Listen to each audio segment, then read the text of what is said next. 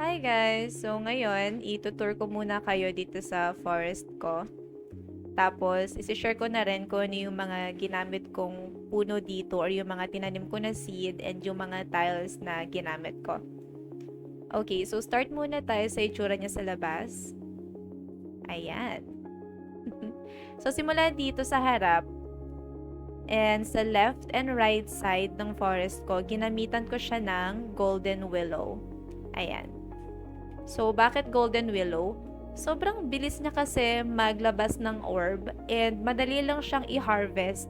Kasi tingnan nyo, sunod-sunod yan.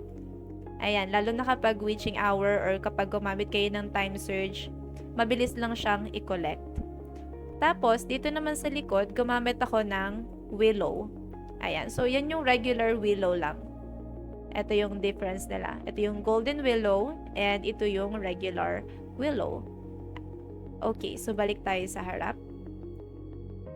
Ayan, dito, gumamit lang ako ng soft soil kasi hindi ko naman yan lalagyan ng plant or ng puno. Tapos yung stairs ko, ginamit ko yung stone tile. Here sa side, ayan, water tile.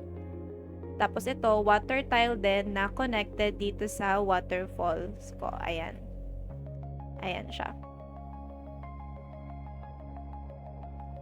Ayan. Tapos, meron din ako ditong spirit spring. Eto. So, nakakatulong yan sa time surge kasi meron niyang boost and liwanag din siya ng forest. Ayan. Okay. So, balik tayo dito sa harap. Sa side nito ng stairs ko, gumamit ako ng flower tree. Ayan. Etong blue na to. Ayan. And dito naman sa gitna, meron akong malaking pool. Ayan siya. So, ganun ulit, water tile yung ginamit ko dito. Tapos, nilagyan ko siya ng bench para kapag AFK ako, upo lang ako dyan, ganyan. Diba? Okay. So, dito sa right side ng forest ko, meron ako ditong red maple at saka yellow maple. Ayan. Tapos, meron din ako ditong, toadstool. Yan, yung parang mushroom yung bunga niya. Ayan. Ayan yellow maple. Tapos, meron din ako ditong spirit lily.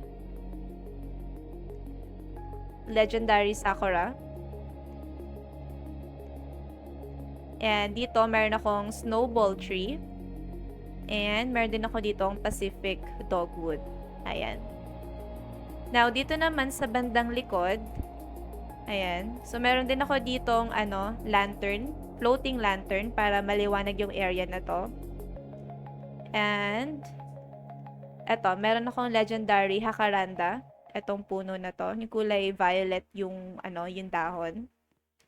And dito sa likod, ayan, legendary sakura ulit. Tapos, legendary sakura dito na ginamitan ko naman ng enchanted grass. Ayan. So, dito, sa back area ng forest ko, gumamit ako ng fresh grass. Papalitan ko yan kapag nakabili na ako ng mga bagong tiles. Kasi, plano ko dito ilagay yung mga bagong puno. Yung nilabas nila last Saturday. Ayan. Kaya, madilim pa dito. Ayan. Tapos, dito naman tayo sa left side. So, ganun ulit. Fresh grass yung ginamit ko na tiles. Meron ako ditong golden trumpet. Ayan, golden trumpet. Meron ako ditong legendary Jacaranda. So, pares yan sa right and sa left side. Tapos dito, meron akong palace tree. Actually, nag-iisa yan, yung palace tree na yan. Ayan Tapos, ginamitan ko siya ng bush tile. Okay. Dito naman, meron din akong yellow maple. Ayan, yellow maple ulit. Tapos, madaming floating lantern para maliwanag talaga. Ayan. Dito naman sa gitnang area ng forest ko, eto. So, meron ako dito nilagay na dalawang plant. Eto. Etong enchanted willow na hindi pa siya fully grown, 77% pa lang. Ayan. Tapos, fig tree. Ngayon, ang plano ko dito is, itong line na to, ayan, itong row na to is lalagyan ko ng enchanted willow. So, tatanggalin ko tong tatlong fig tree. Papalitan ko ng tatlong enchanted willow. Ayan. Okay, so yun lang.